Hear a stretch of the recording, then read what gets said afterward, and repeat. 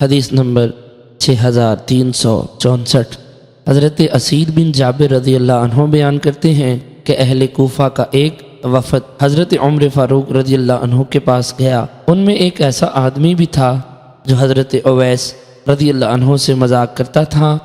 حضرت عمر فاروق رضی اللہ عنہ نے پوچھا، کیا یہاں کوئی کرن کا رہنے والا ہے؟ تو وہ شخص پیش خدمت ہوا۔ حضرت عمر فاروق رضی اللہ عنہ نے فرمایا، رسول اکرم صلی اللہ علیہ وسلم نے فرمایا ہے تمہارے پاس یمن سے ایک شخص آئے گا جس کو اویس کہا جاتا ہے۔ یمن میں اس کی والدہ کے سوا کوئی نہ ہوگا۔ اسے برص کی بیماری تھی تو اس نے اللہ تعالیٰ سے دعا کی، پس اللہ تعالیٰ نے اس کی بیماری کو دور کر دیا، البتہ 1 درہم یا دینار کی جگہ پر وہ بیماری باقی ہے۔ پس تم میں سے جو شخص اس سے ملاقات کرے تو وہ اس سے اپنے لیے مغفرت کی دعا کروا لے۔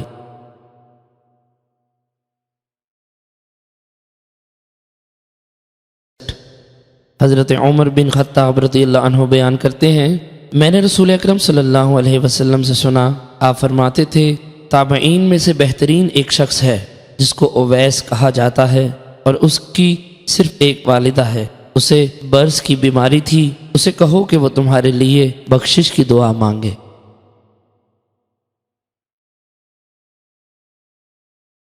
حدیث نمبر 6366۔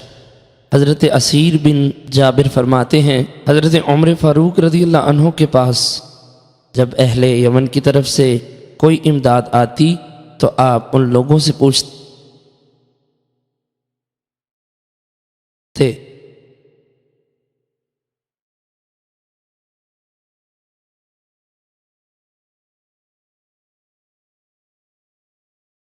کیا تم میں اویس بن عامر ہے؟ حتیٰ کہ ایک دن حضرت اویس رضی اللہ عنہ ان کے پاس آ گئے۔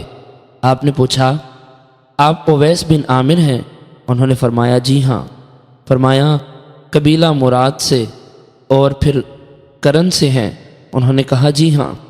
آپ نے پوچھا، کیا آپ کو برص کی بیماری تھی؟ تو آپ کی وہ بیماری ختم ہو گئی، البتہ 1 درہم کی جگہ باقی ہے؟ انہوں نے کہا جی ہاں۔ حضرت عمر فاروق رضی اللہ عنہ نے پوچھا، کیا آپ کی والدہ ہیں؟ انہوں نے فرمایا جی ہاں۔ آپ نے فرمایا، میں نے رسول اکرم صلی اللہ علیہ وسلم سے سنا، آپ فرماتے تھے تمہارے پاس اہل یمن کی امداد کے ساتھ قبیلہ مراد سے کرن کے ایک شخص کے ساتھ آئیں گے، ان کو برص کی بیماری تھی جو 1 درہم کی تعداد کے علاوہ باقی ٹھیک ہو چکی ہے۔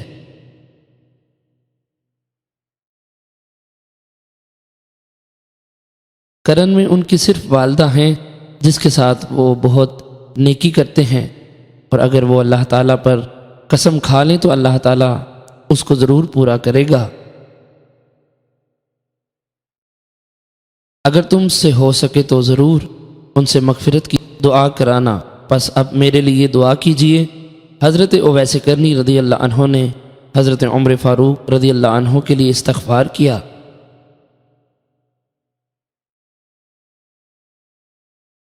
حضرت عمر فاروق رضی اللہ عنہ نے پوچھا، اب آپ کہاں جا رہے ہیں؟ انہوں نے کہا کوفہ میں۔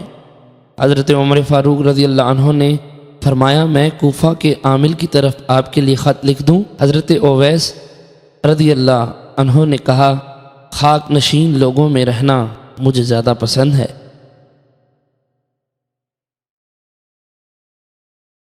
جب دوسرا سال آیا تو کوفہ کے اشرف میں سے ایک شخص نے حج کیا اور اس کی حضرت عمر فاروق رضی اللہ عنہ سے ملاقات ہوئی۔ آپ نے اس سے حضرت اویس رضی اللہ عنہ کے بارے میں پوچھا۔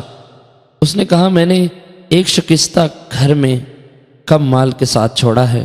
حضرت عمر فاروق رضی اللہ عنہ نے فرمایا، میں نے رسول اکرم صلی اللہ علیہ وسلم سے سنا ہے، آپ نے فرمایا تمہارے پاس اویس بن عامر اہل یمن کی امداد کے ساتھ آئیں گے، وہ کرن کے قبیلہ مراد سے تعلق رکھتے ہوں گے، ان کو برص کی بیماری تھی، 1 درہم کے علاوہ باقی سب ٹھیک ہو گئی، ان کی ایک والدہ ہیں جن کے ساتھ وہ بہت زیادہ حسن سلوک کرتے ہیں، ان کا مقام یہ ہے کہ اگر وہ اللہ تعالیٰ پر کوئی قسم کھا لیں تو اللہ تعالیٰ اسے ضرور پورا کرتا ہے۔